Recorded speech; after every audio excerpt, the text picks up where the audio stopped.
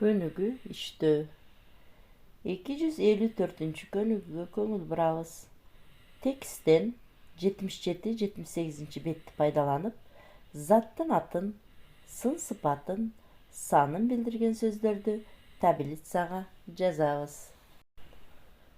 255-көнүгүү. Сенин канча бир тууганың бар? Менин 13 бир тууганым бар. 17-ге 10-ду кошсо канча болот? 27 болот. Ушул үлгүдөгүдөй кылып, жуп менен иштейбиз. Канча деген сөздү катыштырып, бириңерге суроо бергиле. Экинчиңер ага жооп бергиле.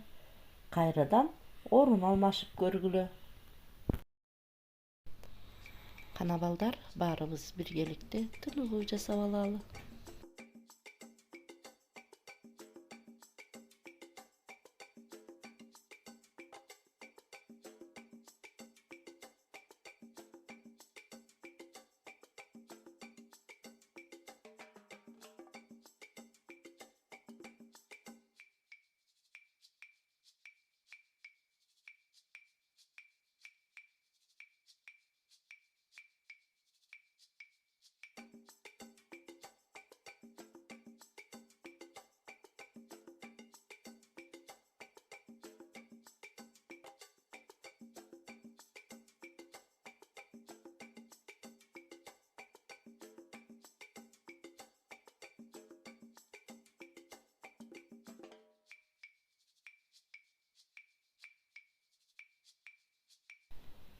Эки жүз элүү алтынчы көнүгүү.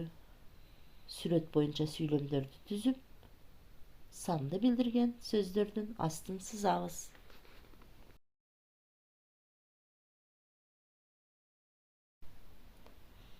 Асан деген бааларды алып, алган бааларын апасына көрсөтүп жатат. Балдар, калтырылып кеткен сөздөрдү толуктап жазабыз, суроолорду берип көрөбүз.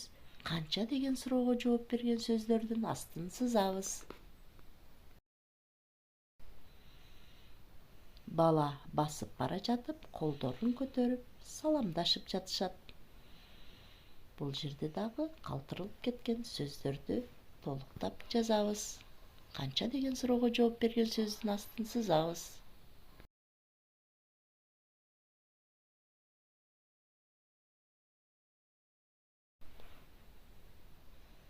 Айгүл апасын март майрамы менен куттуктап гүл берди.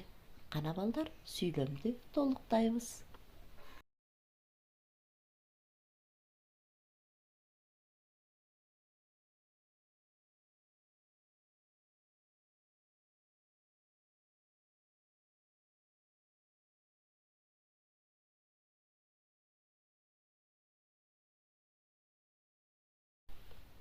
Эки жүз элүү жетинчи көнүгүү.